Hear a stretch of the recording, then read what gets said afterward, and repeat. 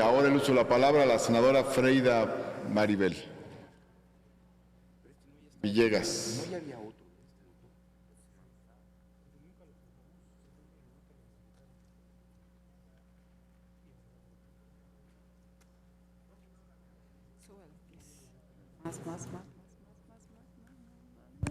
Ahí. Gracias, presidente. El Grupo Parlamentario de Morena respaldamos la decisión del presidente de la República, Andrés Manuel López Obrador, para ratificar al maestro Arturo Herrera Gutiérrez como secretario de Hacienda. Arturo Herrera es economista, tiene la capacidad, la preparación y la experiencia en el servicio público y que sin duda su perfil llega a consolidar las políticas públicas de la Cuarta Transformación. Nadie dijo que erradicar el modelo neoliberal, que se caracterizó principalmente por la corrupción, sería tarea fácil.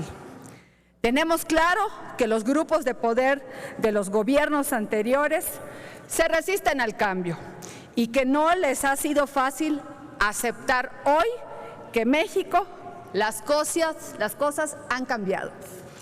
Sin embargo, con mucho orgullo, hoy podemos estar tranquilos porque tenemos al frente del país a un hombre que conoce a México desde Tijuana hasta Chetumal. En la Cuarta Transformación queremos que México crezca, pero queremos que ese crecimiento signifique la disminución de la brecha entre los ricos y los pobres. Esta es la principal diferencia con el modelo neoliberal, cuyos resultados solo produjeron que los ricos sean más ricos y que los pobres sean más pobres. Hoy, México tiene un rumbo claro con Arturo Herrera, al frente de la Secretaría de Hacienda. Así ya lo reconocieron desde ayer mismo los mercados internacionales, el mercado interno, los líderes de la industria y la banca privada. Aunque la oposición insiste en engañar a los mexicanos, no existe ni está en puerta una crisis económica. Es triste e irresponsable que la oposición en México solo sea reaccionaria, sin ideas y sin rumbo. En la Cuarta Transformación tenemos prisa por cambiar el modelo económico y por hacer llegar las oportunidades a todos los mexicanos, principalmente aquellos que durante la negra etapa neoliberal fueron olvidados por su propio gobierno. Hoy, el gobierno mexicano tiene finanzas sólidas, siguiendo políticas de equilibrio fiscal, sin endeudar al país y sin comprometer el futuro de los mexicanos. En Morena respaldamos absolutamente al maestro Arturo Herrera. Le deseamos el mejor de los éxitos al frente de la Secretaría de Hacienda por el bien de México. Y al doctor Carlos Ursúa, mi reconocimiento y espero que le vaya bien en sus nuevos proyectos. Es cuanto, presidente. Muchas gracias, senadora Freida Maribel. Tiene la palabra el senador Damián Cepeda.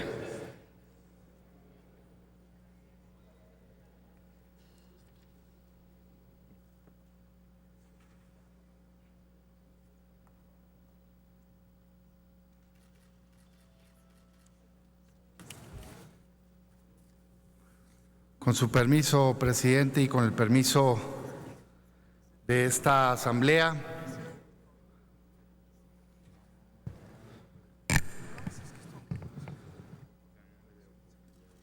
me refiero específicamente al tema más relevante que está siendo agendado para el periodo extraordinario, que es el nombramiento y el proceso de ratificación del secretario de Hacienda del gobierno federal.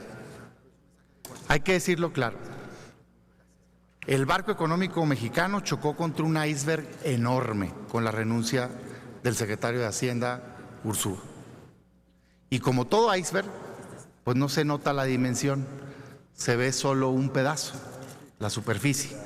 El problema es el fondo. Y hoy tenemos un problema mucho más grave en este país que la renuncia de un funcionario y el nombramiento de uno nuevo. No pudo haber llegado en peor momento. La economía va mal. Lo digo sin estridencias. Creo que no es momento de estridencias. Es momento de razonamientos, es momento de argumentación, es momento de convencer que se va por mal camino. Y a eso venimos el día de hoy. El presidente de la República tiene que aceptar que va mal la economía mexicana y que se le hizo bolas el engrudo y que se le complicó el manejo del gobierno. Hace unos días, en el marco del supuesto informe que dio el presidente, revisaba algunos datos y son lapidarios los datos del desempeño económico. O sea, no admiten discusión. Dice el presidente que vamos a crecer al 4%. Imposible, falso. No es más que un discurso político. El Banco de México estima del 0.8% al 1.8%. El Fondo Mundial del Fondo Monetario Internacional 1.6%, el Banco Mundial 1.7%. Las calificadoras que no les gustan pero que tienen un impacto real en quien invierte, te hablan del 1.3% hasta el 1.6%. No estamos creciendo como deberíamos. ¿Por qué? Porque no se están haciendo las cosas bien. En términos de empleo, 88% menos en mayo que el mes igual el año anterior. No, que dice mucha gente cuando decimos este dato, no es válido un solo mes, es que mira, no tomaron en cuenta esto y otro. Perfecto, pues, de enero a la fecha, ¿les parece que sea válido todo el inicio del sexenio? Si lo comparas, tienes que irte 10 años atrás.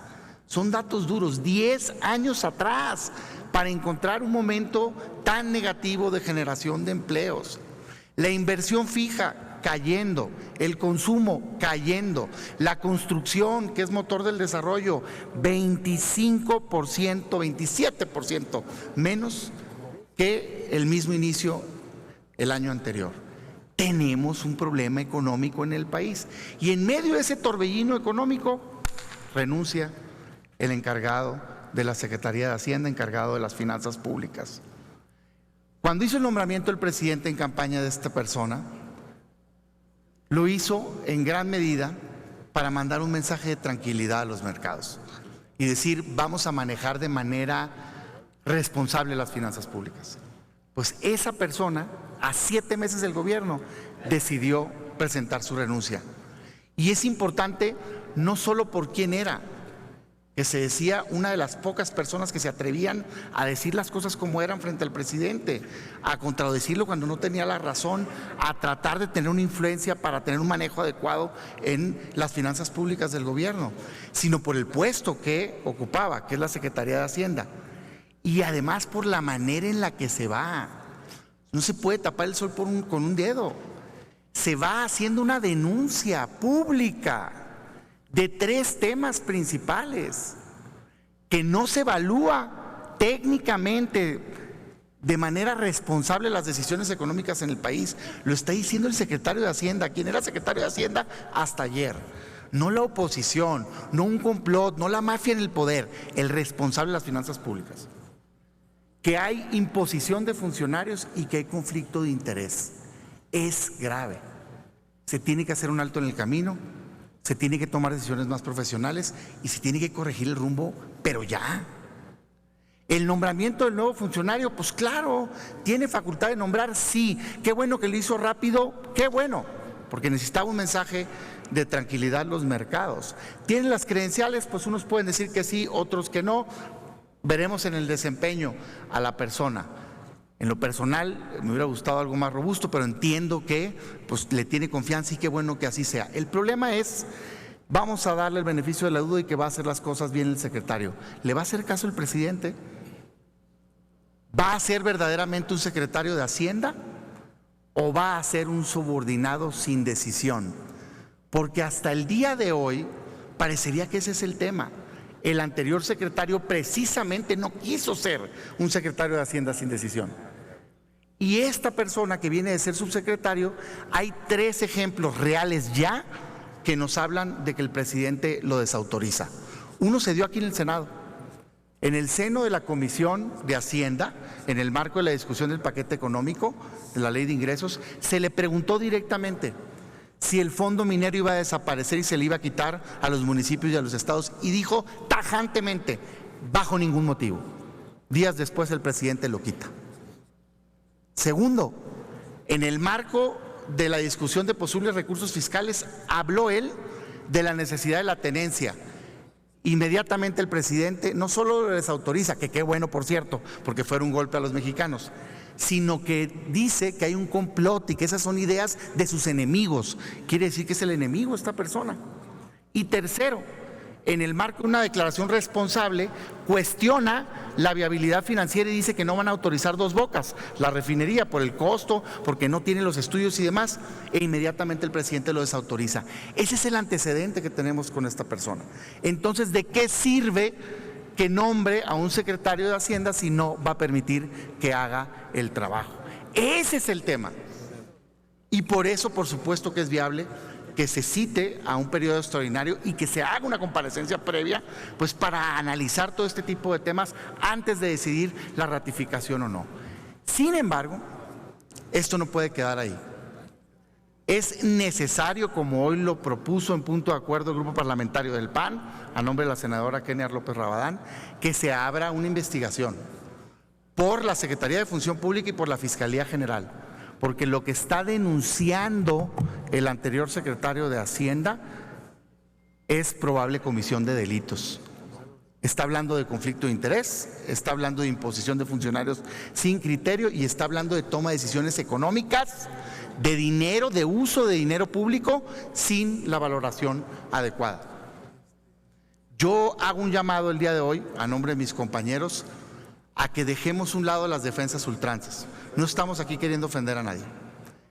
De verdad, el tema es grave, es momento de analizarlo con seriedad, es momento de dejar de defender a ciegas a los funcionarios y que se abran las investigaciones correspondientes. Al presidente López Obrador le decimos, la economía va mal, presidente.